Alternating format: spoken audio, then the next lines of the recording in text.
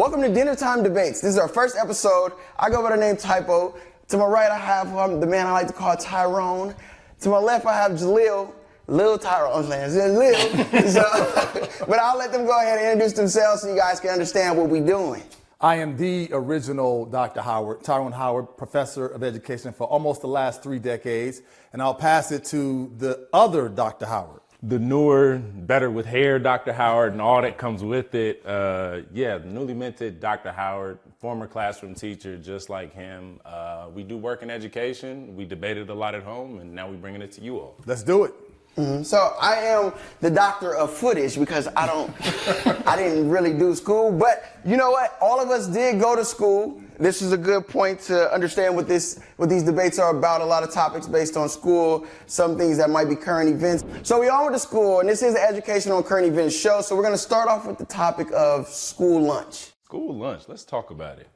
Take us to the 70s in Compton. What was school lunch like? So school lunch was interesting because first and foremost, where I grew up, you didn't want to get free lunch because that means you was broke. and most of us didn't have to have a lot. But what school lunch was like, you had your chocolate milk, you had your diced peaches, and you loved to have like your pizza. That was school lunch almost every day in Compton. What was it like? You had pizza every day? Well, most days we had pizza and or spaghetti, but it was food that you didn't really want to be seen eating because people looked at you and laughed at you if you ate school lunch. So a lot of us was hungry, acting like we didn't want to eat the school lunch. So it was 70s, was it still like colors only and then whites and separate like lunch counters? We were all black. Y'all had real lunch ladies though. Yeah. Oh, really? Look, with that extra tricep. Look, we had the lunch lady with the hairnet. She take that food, she slam it on your plate, and you keep it pushing down the line. Yeah, ours wasn't like that. If I think about, so what's distinct, I think, from my experience when I think about lunch, we were vegetarian. Mm-hmm. And in the early 2000s, wasn't a lot of vegetarians. So the only school lunch option was really pizza. Like, if there was pizza, and I think sometimes, and they noticed, Mila and Barry noticed the folks behind the camera, but like sometimes they wouldn't even have pizza on lunch that day, but they would make sure we had pizza because they like looked out for us or whatever. Mm-hmm. But yeah, here's my question always, especially when I taught. Think about both of our lunches. So we giving kids burgers, milk, and then go run around outside? Yep. And expect them to come back in the classroom, sit down, think, and learn without being That's stomach trauma. disrupted. That's stomach trauma. Yeah.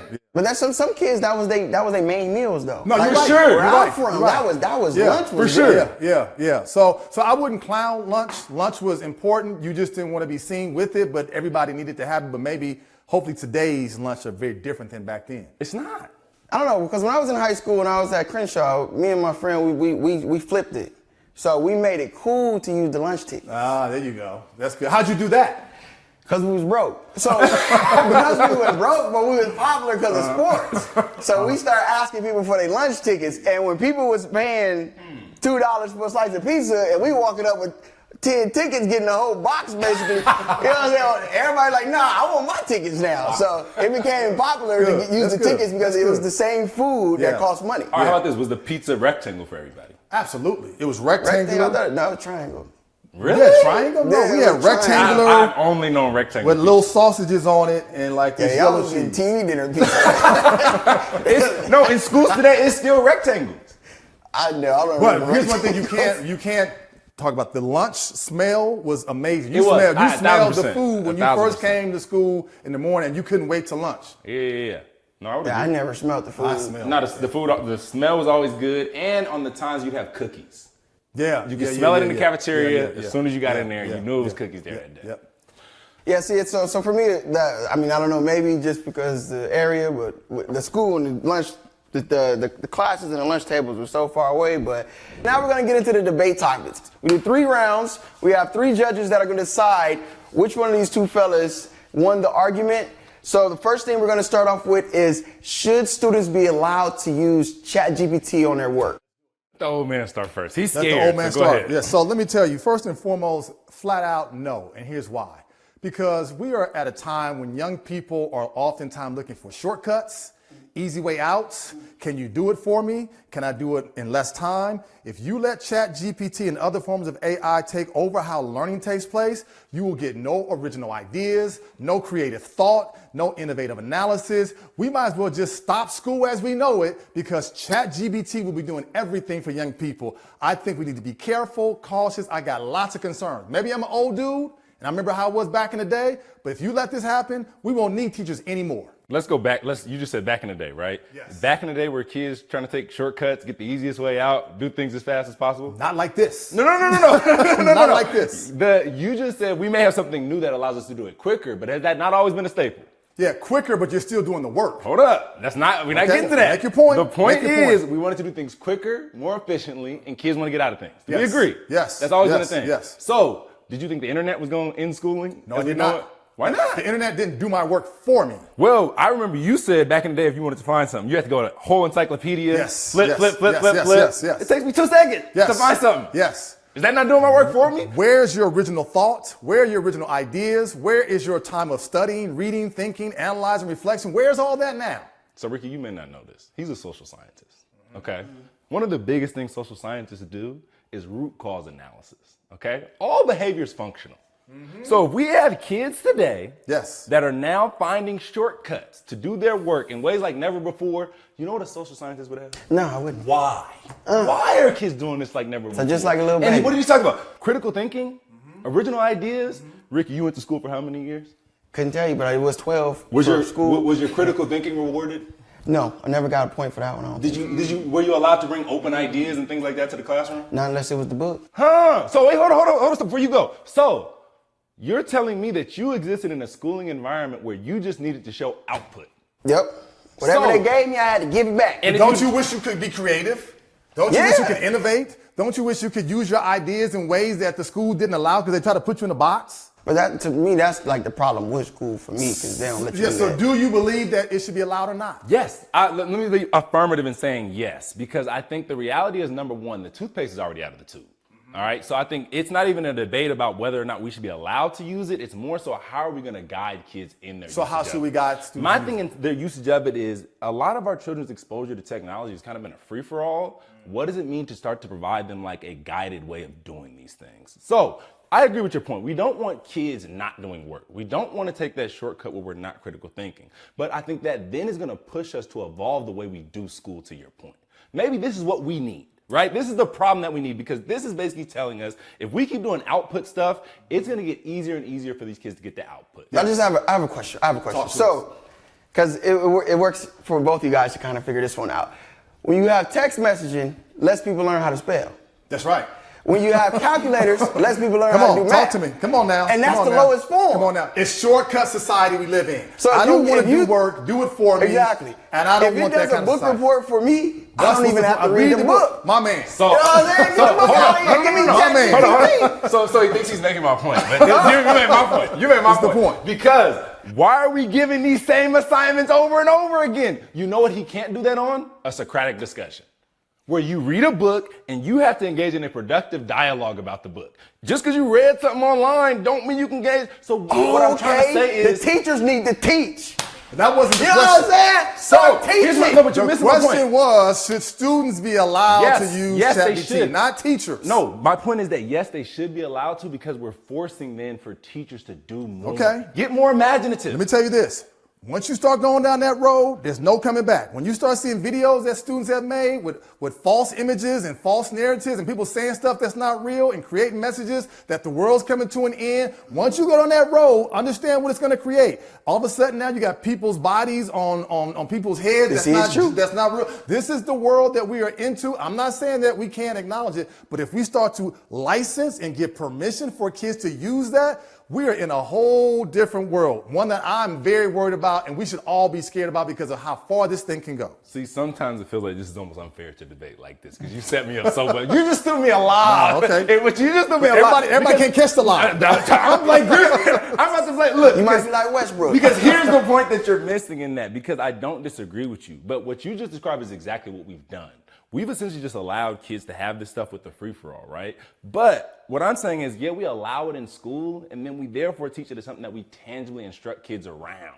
that we actually show them guidance around it. Yeah, you may be able to get a book report, right? How do we engage in a conversation as to why you still need to critically think? How do we engage in conversations around you not doing those things you just talked about and the harm that's associated with that? Right now, there's a whole reality that exists for kids online outside of schools that we basically ignore in the classroom. Yeah, okay, so we you make can't the point. do that. You know, one of the reasons why we ignore it, because we have an aging teaching population. The bottom line is that the median age of teachers is about 46. Those who are 46 and over are probably not going to use AI. Probably don't know what AI stands for and definitely couldn't use AI in their teaching. So we have a gap between what students know and use and what the adults who are supposed to be creative and teach them. Most teachers, as you know, if I can just sit back, do very little, and let my students just not bother me, they're good. We're going to have to require teachers to do more, and that's a big lift in education today. Here's what you got to recognize. There is data on teachers using ChatGPT. It's a high percentage. Yeah, it's probably, like 60 to 80%. Yeah, if you look under a certain age, sure. But those people are leaving sooner. Yeah, okay. Sooner rather than later, those people are leaving. But teaching and learning is happening today. For the 65-year-old teacher who should have retired 5 years ago, who's still in the classroom, who's still writing lesson plans by hand, who's still looking to make copies I of video care more sheets. about her or these kids.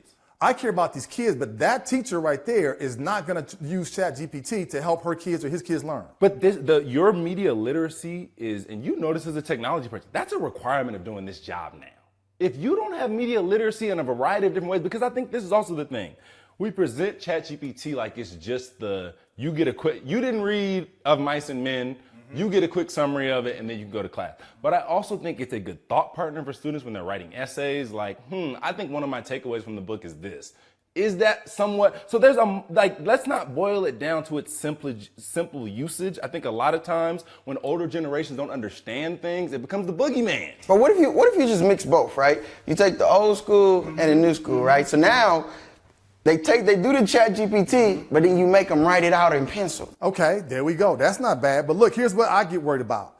The student who says, it's 12 o'clock, midnight, I got a report that's due tomorrow in first period at 8 o'clock. I haven't read anything. I haven't prepared anything. All I got to do is go to ChatGPT and say, write me a 5-page paper about mice and men. Bam, it's there. I didn't read anything. I didn't study anything. And for the student who took time to prepare and put time into it, guess what? They oftentimes were cheated because they didn't use ChatGPT in that way. They may have used it as a guide, but in every generation, there are people who will try to use shortcuts. You got an aid, don't use it as an aid, let it do all the work for me. That's the problem. Same thing we saw with music. Musicians got upset because you're using my music in your song, and I'm not getting credit for it because you didn't want to put the time to create it in the first place. That's not right. But I think I don't disagree with parts of that point, but I think inherent in your banning ChatGPT is the idea or belief that we're doing it well now, schools, as is.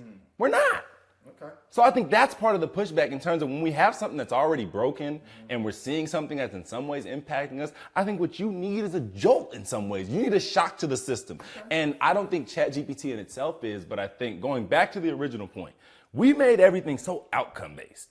Standardized testing, SATs, ACT, it was just outcome based. So people stopped caring about the process. So is this the thing that in some way, will technology in some ways force us to get back to your point of old school, force you to get back to process? Because we made it so easy, we made it so non-critically thinking, we made it all that stuff and we figured that out. Okay, so we'll let the judges decide Yes, we will. how they feel about that one. Yep. Okay, so next topic. You guys had a good debate, but now we have to figure out, should phones be banned in schools? I'll let the junior Dr. Howard take that one first. So we're now, 2 weeks in the LAUSD's? About that, phone maybe ban? 4 weeks now. 4 weeks now in the LAUSD's phone ban. And I've ironically been at least 3 to 5 schools since the ban. And I'm always interested in asking kids, is the school better without phones? Resoundingly no, they say. But I think schools should ban phones. I think it's a necessary step. Number one, I think we can recognize now that we have enough data that tells us all the technological access our kids have is not good for them. I think we know enough now. Some people have said it's akin to cigarettes. Basically, the way we've just allowed them to have unfettered access to it. Data says that your average student spends an hour and a half a day on their phone while at school. Okay. And then 4 to 6 hours a day total on their phones. And for teenagers, it's 9 hours. They're constantly on their phones. The idea of us being able to take an 8-hour break, I think, is a necessary step for their mental wellness, for our society, because I think it's hard for us to justify that we need more connections to these. So points well taken, but we can't ask students to do something that we as adults are not willing to do. Fair. And the bottom line is, if you're going to try to take phones away from young people, then that means all the adults in the school need to also not have them, and that's not going to happen. Moreover, the reason why you can't take cell phones away is because we talked last round about, look, ChatGPT and AI is here. We got to learn how to manage it. Well, cell phones have been here even longer. Cell phones are here. We all use them. We can't run from them. The toothpaste is out the tube. So therefore, we have to see, how do we use cell phones as learning tools? These are little mini computers that students have in their hands. I can't tell you how many times I go to schools, the kids have no laptops, they have no computers, but then the teacher said, well, put your phones away. Well, guess what you have in your hand? You have a laptop, you have a computer, you got information that could be used as a learning tool to do research, as opposed to going to the outdated encyclopedias trying to get information from 1980. So use phones as a tool to help enhance learning. Don't take it away. The minute you tell students you can't have something, guess what students are going to figure out? How can I get something? But do you not also think, like, especially when you were growing, well, probably not when you were growing up. But when you were growing up, Watch yourself. well, because I don't know how much TV time you was having as a kid, because y'all did a lot of hard labor, like in the fields and stuff.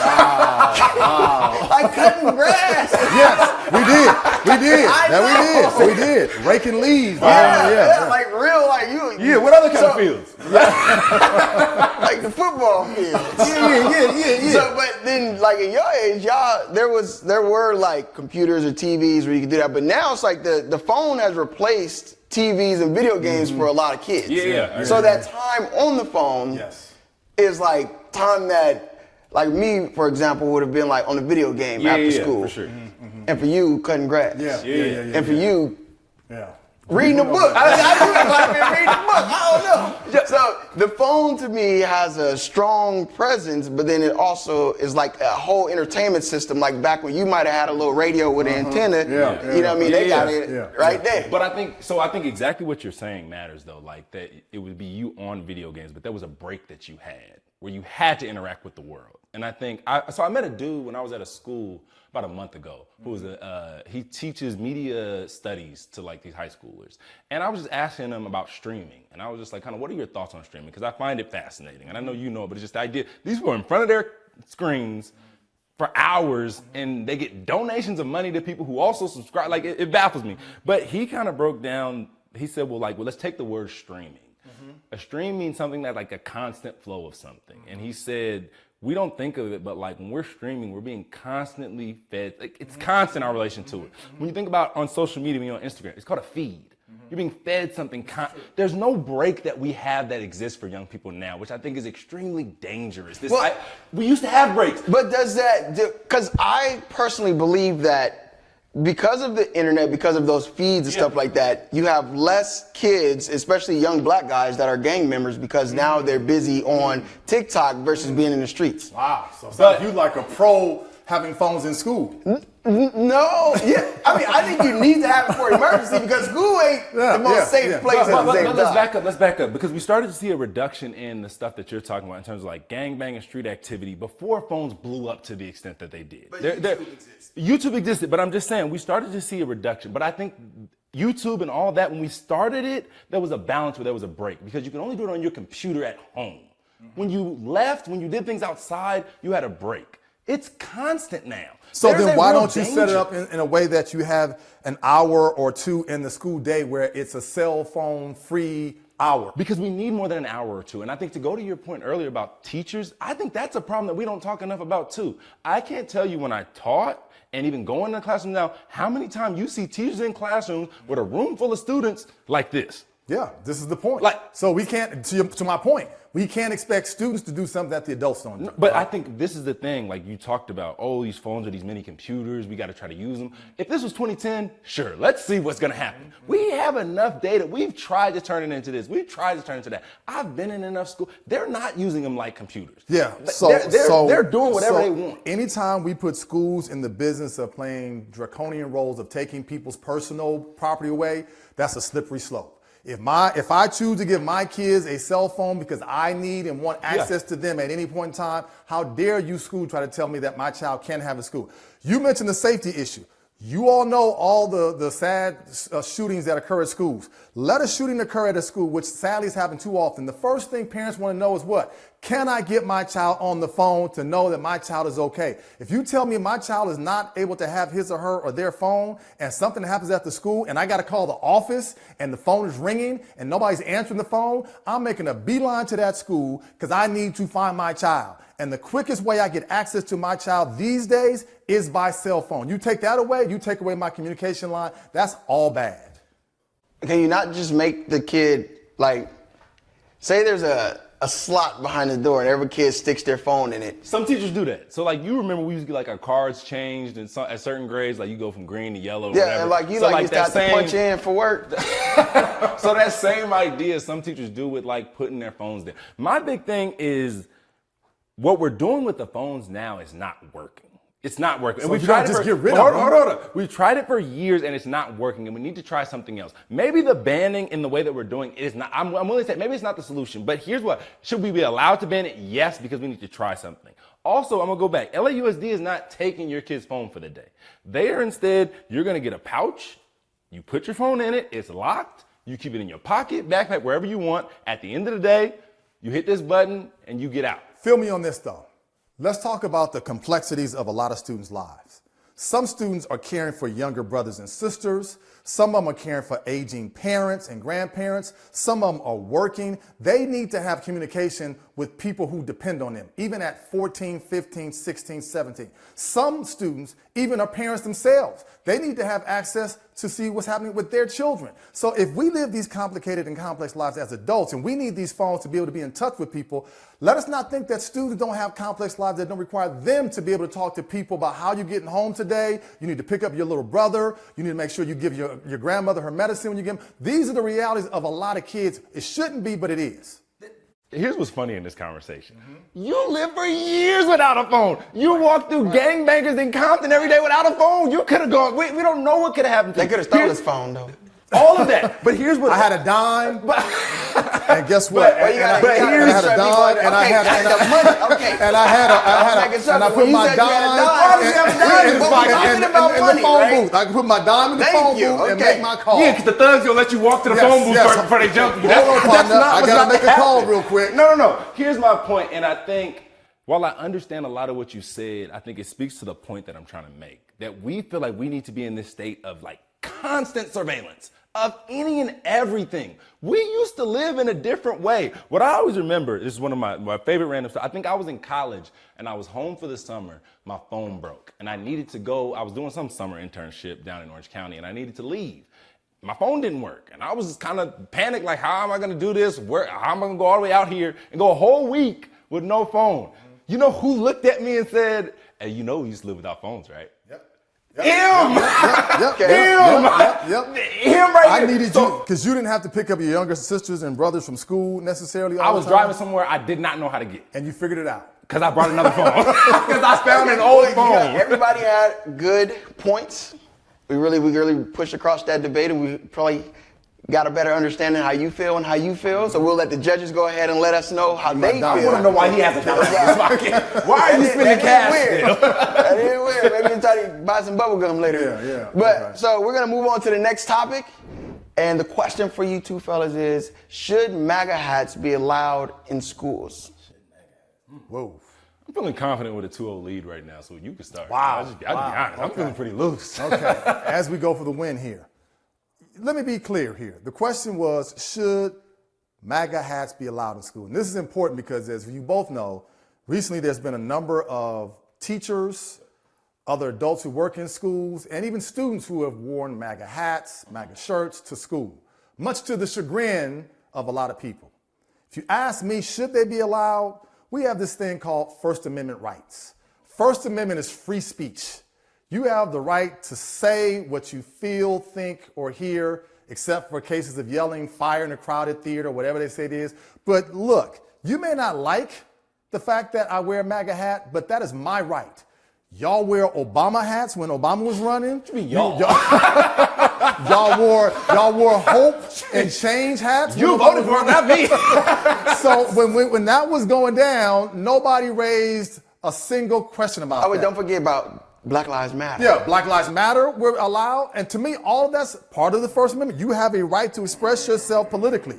Now, you may disagree with what MAGA stands for, but no, you cannot ban that from being something I choose to wear to work, at school, because it does not impede anybody's learning or anybody's ability to be their best self in the schoolhouse. Nah. Because you're running a real slippery slope. Let me be clear. I disagree strongly, right? Because symbolism matters. And I think you're running a fine line because what's the stuff? If I bring a T-shirt in with the Klansman on it, am I good? Klansmen represent killing of people. Represents. Yes. Okay. Okay. Some folks can argue that MAGA represents a lot of insidious things and their impact and the way that it represents and speaks about certain groups. So if we're going to go symbolism as a problem, then we got to say, yeah, we got to ban some of this stuff in school. We're not saying symbolism is a problem. We're saying So that then what's wrong with First Amendment matters. Then what's wrong with my Klan hoodie? Because if you wear something that is indicative or is representative of a group that killed thousands and thousands of people here, that's different. MAGA is for the deportation and the dehumanization of thousands of people. I completely agree with you. Thousands of but people. At the end of the day, someone could say Obama had all kinds of folks deported when he was the president, But that's and not nobody what raised a question about him the people having. that will be upset about that are not worried about Obama. But I'm just saying we need to be consistent. You can't say. but that's- I wonder if because I'm trying to be on both sides for a second. I wonder come on over if here, bro. you Come on, talk come on. about the deportation. Yeah. You talk about the killing. So it seems like MAGA just represents a person. So it seems like you're worried about the person, not about what it really means, right? Because let's say, for example, you talk about deportation. Should that's like taking the American flag out of school in a conversation as well, because Come on all now, of that is typo. within Come on, the same typo. place. No, hold on. Preach. The Flag has called more murders than MAGA has By called. far. I'm just saying, I'm starting to understand what man. Hold on. Because I think we're conflating two things that aren't true, right? MAGA and Make America Great Again, that slogan. I haven't said the name DT not one time. I didn't say his name. So you say I'm talking about a single person. I'm not. But that's what That's it is. the It's his association. brand. It's That's his the brand. association. I swear y'all got to go. I swear y'all got to go. So, like I said, that represents a group, a faction that is saying something. Make America great again. Now, my two African American brothers that are here at this table with me, you tell me when this country was great for folks that look like us. You're conflating. That was a direct question. That was a direct question. No. You're conflating. That's crazy. That was a direct question. You're conflating the message from people's rights. No, sir. Here's the thing. I'm breaking something down for you. I got to break it down for you. Break it down. Make America Great Again represents something. You said a person. It does not represent a person. I believe it represents something much larger than Does that. MAGA What does exist that without mean? that president? But what does that slogan mean? Who coined When the was phrase? America great? Who coined the When? phrase? When was I America think great? they just decide whenever they feel like So something. this is my point exactly. They don't want to call it out, but I'm going to call it out. Let's be honest about the fact. The idea of Make America Great Again is reminiscent of a time in which folks like us did not have the things that we all have, live in the homes all these kind of ideas. So no, it's not said directly because we understand, as Michelle Alexander, a lot of other folks taught us, that racism evolves and masks itself in different ways. It changes. So- and my whole idea, because what y'all are saying, if I wear, again, a Klan hoodie. It doesn't have nothing else. It's a Klan hoodie on my T-shirt with eyes in it, right? And I say, oh, this represents the Grand Wizard and the great stuff down south. And because can I wear a Confederate flag? Where's the line if we're just saying? Let me say this. We need to spend less time worrying about a MAGA hat or a MAGA shirt while kids go to a school named Washington High School, Jefferson High School. That's when America was Adams High great. School, right. That was But MAGA. Listen. So we're going to tell you not wear a MAGA hat, but you go to a school that's named after slaveholders. That's the battle we should be fighting. I'd rather us put effort into changing the name of the school with the first 8 presidents who all owned slaves than telling kids they can't wear a MAGA shirt. But here's the thing. When you go to fight that battle, right, about these schools being named this, that, and the other, the people there are wearing MAGA hats. So those are your people. So that's where you're going to get pushback from those same people that you're saying we should keep in school. So they shouldn't be able to wear the hats for you because of what you believe the Make America Great stands for. Well, unless someone can tell me when America was great, So no, but let's say for example, right? Because I don't personally, maybe you guys know, I never heard him give a definition on what he meant by saying that. Because if we talk about, maybe he's talking about military. I don't know. I have no idea. So I'm saying, what if you chose a topic to say this is what MAGA means to me, and everybody is doing that? No. I don't know. But like I said, when was America great again? And why can't he answer that? So to that point, why can't he define that? Because he's afraid maybe people But will when look at Obama him. said hope, he could give a definition and understanding of what So hope was was okay to wear. Because he told us what hope meant, right? Change was okay to wear. He told us what change we wanted. What change? We? So when you say we, you mean In which that movement, group of and we? the people who were wearing change. I'm saying. No, but which group of we? The people that wore change. So the white people in we, He got more than just white votes, right? the Asians in we. Everybody who voted for him, the multiracial coalition that supported his election, the whole idea of change was we want this country at the highest level to start to reflect the way it looks The minute everywhere we start else. saying you can't wear a MAGA hat, then you can't wear a sports team cap, you can't wear A do-rag. It's a slippery So let's take and it guess, off. What do we and guess, lose? and guess who will be targeted first? Black folks will be, because we will be the first ones they come for to say you cannot wear Jerseys. And guess what? Right, we do right. that, but we already do that now. And a lot of schools will say, "Oh, you can't wear hats in schools in LA because of the way it may represent certain gang." So we're doing that to black kids already. And that's wrong. But I'm saying we're doing it. So this is my point exactly. We do it to black kids. Nobody cares. But we talk about taking MAGA hats from kids who, let's say, we're raised. Let's Allow be it all. honest. Allow it Then all. it's a problem. You got the right to express yourself. Is your MAGA hat getting in the way of my learning? But we don't let's go back to this example. We don't allow a lot of kids to do that now. They're just not white. Yeah, so then maybe what we're asking for is a consistency across the board in what kids can and cannot wear. I agree with that thing. Yeah, I like that. You guys have two good points. Very solid. I think I'm a little leaning more to Come the on, my man. right Come on a to little bit. the You know light. to be wrong. Come to the You're light. known to be Come wrong. to the light. I understand your Come to the point. light. So we're gonna let that go ahead and go to the judges, and they're going to decide which one of you guys won these rounds. So while the judges deliberate, we'll get into a couple extra little topics. We're gonna call them my type of takes, or my type of questions, or my type of life. Whatever you want to call it, that's what I'm gonna call it. So my first one. Come on, right. I'm just curious. Dude, because I don't own one. Y'all think Zelensky should have wore a suit? Oh, Why don't you own a suit? I don't know, because I ain't going to every no black man needs to banquets. own at least one suit, and not for court purposes. Look, this is my first time at Typo's Take, but to critique something for somebody for something you don't have? No, I'm saying like I'm with him. Like Oh, you with him? Okay, you support A it. little bit I'm not with him too because he is a president. Like I ain't no president. Yeah, show up as you are, but also know who you coming to ask money for. If that's their standard of what's needed, then you got to play the game. Okay, yeah, I was thinking about that. So it's the same thing. So if you say you show up as you are, right? yes. So I'm just wondering if I'm gonna show up as I am, how you feeling how Bron showed up on Stephen A? That's what I'm trying to figure When you out. gonna stand up for me like that? I'll stand up for you all the when time. you gonna All the stand time. up for me like I that? tell folks, keep my son's name out your mouth. So judges, Is that what he said? if I lose, I expect you to show up for me that same Judges way. are not coming at you the I way expect Stephen you A to was show up coming for for me. Bronny. Hey, So leave my son out of this. Yes. Okay. I mean, you gotta let him. Was LeBron wrong? Nah, he wasn't wrong at all. He should have did it sooner. Ooh. He should have did it back when he first came to the NBA. He should have did it to everybody. I don't see why. What does he have to lose? He didn't slap him. He went over to him and said, leave my son alone, leave my son. But didn't he have a legitimate beef? I mean, like Bronny's an NBA player. Stephen A covers the NBA for a living, so he has a right to his opinion. So therefore, I have the right to also respond to your opinion. It's a debate show. But you can't tell me how to do my job. I'm going to talk about Bronny, and Bronny's in the NBA. This is what I do. But I can tell you how I feel. Okay, that's fine. But guess what? I can still. And he Make the did comments, when he yeah. talked about it the next day. Yeah. Okay, well, you know what? Hey, it is what it is. But I think he did a good job. Crown me. Okay, so the judges have handed me the cards. They have let me know who won this debate. We had 3 judges in 3 rounds.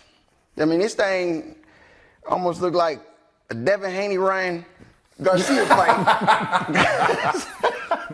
Because it was a clear knockout by Jaleel. Come on now, crown me. Okay, but you did get 2 out of 3. 2 out of 3 judges did vote for Jaleel to win this debate for the first time ever on the Congratulations. DTG Thank you. podcast.